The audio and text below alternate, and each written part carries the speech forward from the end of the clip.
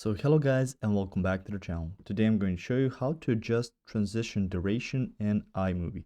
So the first thing you want to do is open up your iMovie app. So let's do that.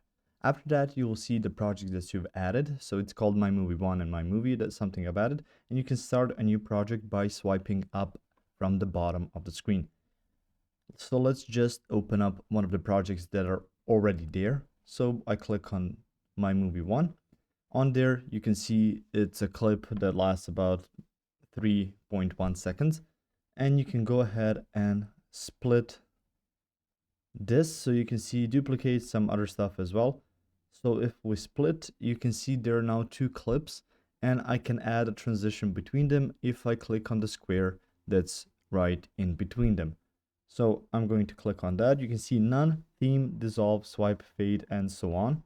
And you can see the gear icon at the bottom right. You can see some additional settings in there, but if I click on fade right here, you can see the preview is going to fade out and then it's going to fade in into the next clip. So that's a sort of transition. So let's click on that transition. You can see you can switch between how long it lasts at the bottom. So right now 0.5 seconds is highlighted.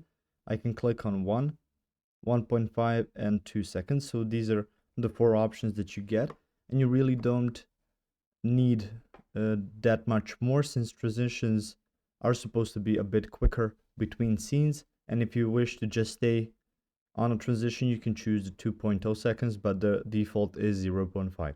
If you found this information helpful or useful, you can like the video. You can also share the video. You can subscribe to the channel and click the notification bell to get notified about new videos on iMovie or some other topics you might find interesting as well. Thank you very much for watching this video, and as always, I'll see you in the next one. Goodbye.